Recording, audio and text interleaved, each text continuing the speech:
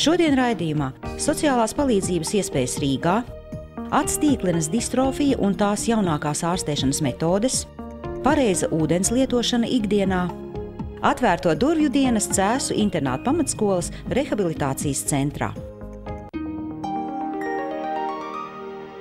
Šogad aprīļa mēnesī Rīgas pašvaldība aicina iepazīties ar sociālās palīdzības iespējām galvaspilsētā.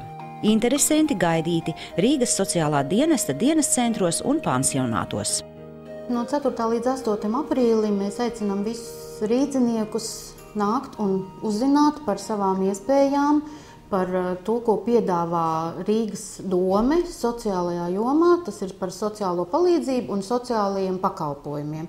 Šogad mums ir plašāka programma, jo mēs aicinām ne tikai apmeklēt Rīgas sociālo dienestu, dienas centrus, bet arī paviesoties ilgstošās sociālās aprūpes centros, kas tautā ir saukti pansionāti. Un konkrēti tātad 6.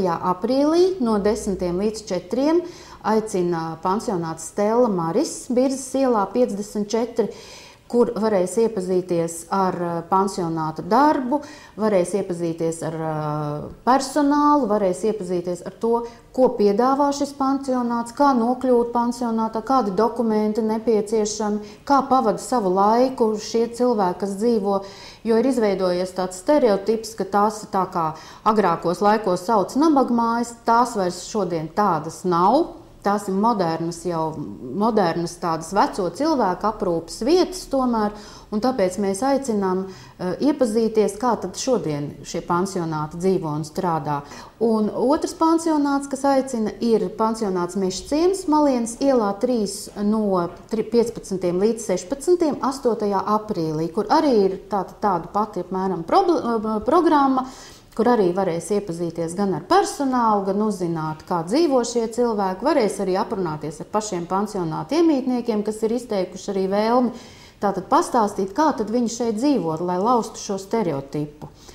Un, protams, aktīvi iesaistīsies arī dienas centri. Katru dienu kādā no dienas centriem būs aktivitātes. Varbūt īpaši es šoreiz paaicināšu uz jauno dienas centru Lomonosova ielā 1 korpus 19, kur ir atvērties jauns dienas centrs Kastanis, un tāpēc arī viņiem ir tāds šoreiz īpašs arī tāds aicinājums nāc pie mums un kļūst par mūsējo, jo dienas centrs nesen atvērts un vēl ir visas iespējas iesaistīties dienas centra piedāvātajās aktivitātēs, kur atkal bez vingrošanas, nūjošanas, dažādu mākslas darbu veidošanas notiek gan lekcijas, strādā brīvprātīgie. Varbūt paši varat kaut ko piedāvāt, savstarpēji kādus pulciņus veidot vai savstarpējās palīdzības grupas. Šajā laikā noteikti cilvēkiem nevajag palikt mājās, bet vajag iet kopā darboties, jo dalīta bēda ir pusbēda un nevajag līdz ar to tiešām palikt mājās, bet nākt uz šiem centriem un iepazīties ar jauniem draugiem un pilnveidot sevi, tā kā mēs ļoti gaidām cilvēkus. Un arī tātad, kā parasti Rīgas sociālais dienests aicina savus gan klientus, gan arī tie, kas grib kaut ko jaunu uzzināt, gan par pabalstiem, gan par palīdzības iespējām. Šoreiz ir 8. aprīlī, 1:00, gaidīs tieši visu 10 teritoriālo centru vadītāji, kur katrs, kam ir kāda problēma, iedzīvotājs vai vispār kaut ko vēlas uzzināt, tad viņš būs gaidīts savā tuvākajā teritoriālajā centrā. 5. aprīlī 1:00 būs iedzīvotājiem iespēja tikties ar Rīgas domes sociālo jautājumu komitejas deputātiem. Šī tikšanās būs Vidrižu ielas 3 zālē. Tātad arī, ja ir interese, tātad pārunāt šos jautājumus, kā tad doma strādā, kāda ir šī sociālo jautājumu politika, kādu realizē pilsētā. Jūs varēsiet uzdot šos jautājumus, tiekoties tieši ar deputātu acis pret aci.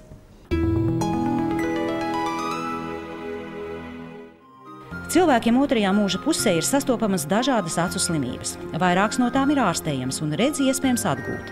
Bet ir arī tādas slimības, kad redzi var atjaunot tikai nedaudz. Tad visas mediķu pūles tiek virzītas uz to, lai cilvēkam saglabātu tādu redzi, ar kādu viņš ir vērsies dotajā brīdī pie ārsta. Tādēļ ļoti svarīgi ir meklēt acu ārsta palīdzību jau tad, kad parādās pirmās sūdzības par redzes pasliktināšanos. Pie šīm slimībām pieskaitāma acu tīklenes distrofija. Kāda ir šīs slimības būtība? Tad tīklenes distrofijas tā ir slimība, kad tīklene tā ir daļa, ar kuru cilvēks tieši redz, jo, ja mēs te paskatāmies uz acs uzbūvi, tad gaismas stari iziet cauri visām caurspīdīgajām vidēm un krīt uz tīkleni. Un tīklene ir tieši tā saucamais smadzeņu turpinājums, kas uztver šo gaismu. No tīklenes šie gaismas impulsi pārvadās uz galvas smadzenēm. Faktiski tīklene ir tā acs daļa, kas ļauj mums saskatīt šo pasaules krāšņumu. Tīklenes distrofijas pamatā ir process, kad tīklenē nogulsnējās dažādi lipīdu vielmaiņas gala produkti. Un kamēr šie gala produkti tur vienkārši, tā varētu teikt, sēž, tikmēr mēs šo formu saucam par tīklenes distrofijas sauso formu. Šajā gadījumā, lietojot veselīgu uzturu, vitamīnus un sekojot holesterīna līmenim, iespējams regulēt tīklenes nogulsnējumu daudzumu. Daļai pacientu ar laiku šie nogulsnējumi izveido tādus kā izgulējumus, un līdz ar to tīklenē sāk plūst šķidrums no asinsvadiem un krāties gan starp tīklenes slāņiem, gan zem tīklenes, un vēlāk šis šķidrums organizējās, tajā ieaug jaunveidoti asinsvadi, un pašās beigās tad izveidojās šī membrāna, un vēlāk šajā vietā veidojās tāds atrofisks perēklis.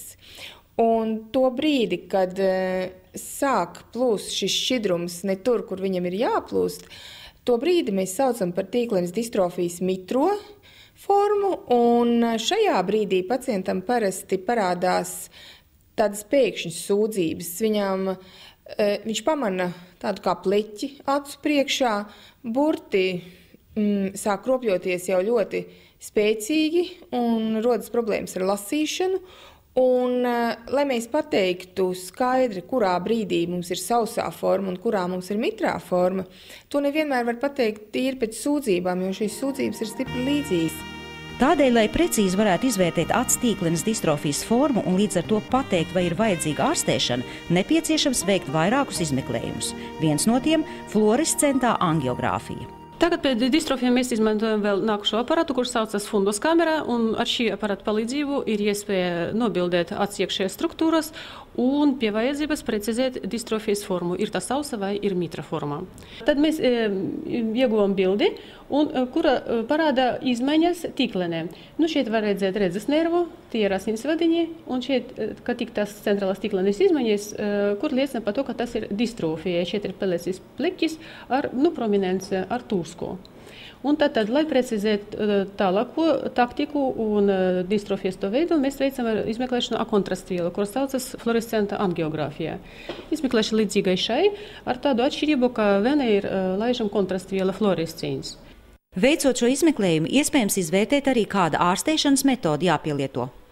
Mums ir vairākas ārstēšanas iespējas, un viena no šīm ārstēšanas metodēm joprojām ir šī fotodinamiskā terapija, kad mēs ar speciālu vielu un lāzeru palīdzību it kā tos caurumiņus, pa kurien šis šķidrums plūst, it kā mēs viņus aizķipinam ciet un tādā veidā šo procesu apturam. Taču ir jāsaka, ka fotodinamiskā terapija procesu aptur un pārāk daudz nebojā apkārtējos audzus, taču fotodinamiskās terapijas gadījumā redze parasti neuzlabojās, un šajos gadījumos ir procesu iespējams tikai apturēt.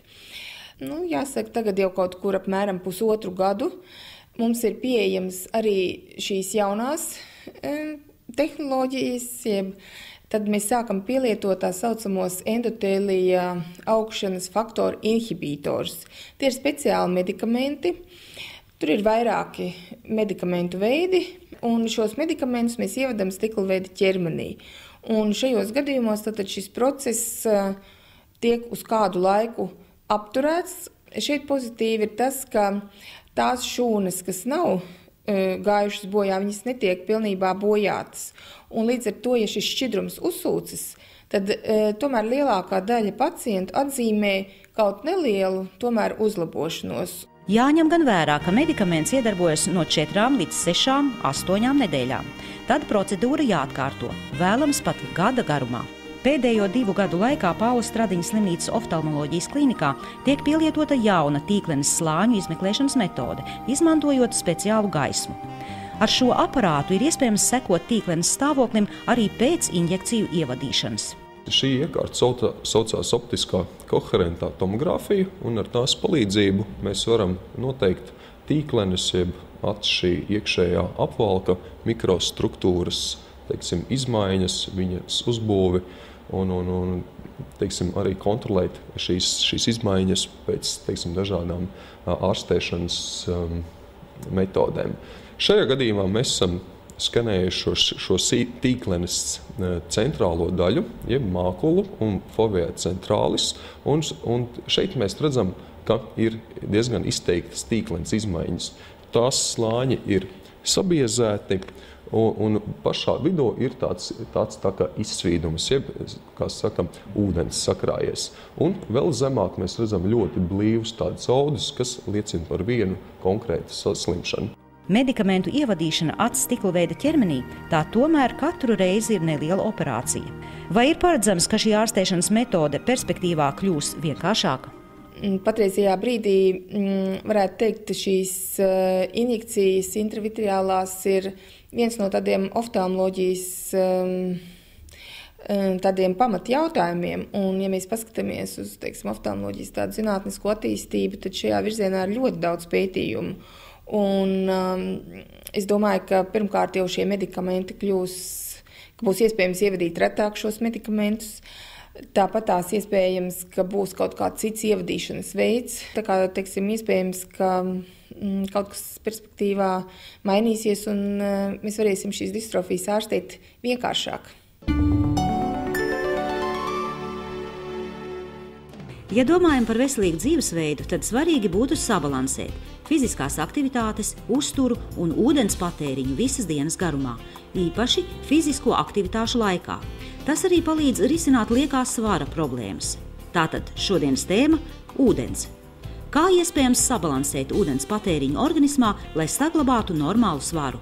Vispirms jāatcerās to, ka ūdens tomēr ir mūsu galvenā uzturviela, ja tā varētu teikt, jo ūdens nodrošina visu dzīvības funkcijas. Līdz ar to ūdens ir šķīdinātājs, un tā viena lieta, ko vajadzētu atcerēties, ir tas, ka šķīdina tikai tīrs ūdens. Līdz ar to jāpaskatās, kādu ūdeni mēs lietojam, jo ja lielāka tā varbūt minerāla sāļu daudzums, līdz ar to viņš kā šķīdinātājs tiks izmantots mazāk. Un ja mēs domājam par svaru, tad mēs domājam par to, lai notiktu visas reakcijas, un atkal tieši tas pats variants.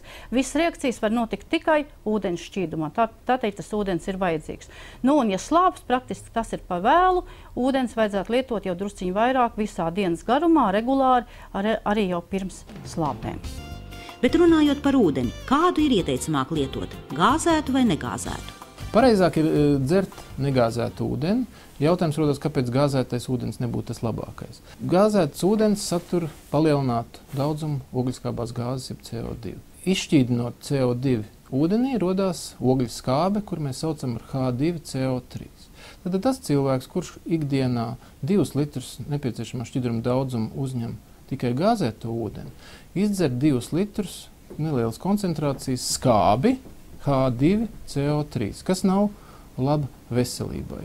Jo organismu mērķis ir uzturēt pH neitrālu vidi, tātad neutralizēt šo palielināto skābes daudzumu organismā, kuru cilvēks ir iedzēris gāzēto ūdens veidā. No kurienes ņemt minerālvielas šo ūdeņražonu koncentrācijas samazināšanai? 2 iespējas. Vai nu viņš organisms ņems no apēsto dārzeņu daudzumu, bet ja tas apēsto augļu un dārzeņu daudzums ir nepietiekošs, tad organisms šo palielinātu ūdeņražonu koncentrāciju neutralizē ar kalciju, kurš atrodas kaulos. Un kā sekas tam var būt samazināts kaulu minerālvielu blīvums, lūzumu riska palielināšanās, osteoporozes palielināšanās un līdzīgas saslimšanas. Cēsu internāta pamatskola rehabilitācijas centrs ir otrās mājas tiem Latvijas bērniem, kuri slimo ar bronhiālo astmu un citām kroniskām plaušu slimībām.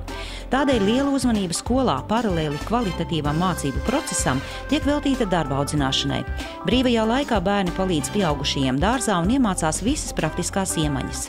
Un cik garšīgas ir pusdienas jau uz galda pašu izaudzētais. parastās skolās pasaules bērni iet uz datorsalām un visu kaut kur citur un nestrādā. Mēs šeit skolā strādājam, kopiem teritorijas, visu kaut ko citu, iemācāmies praktisku darbu.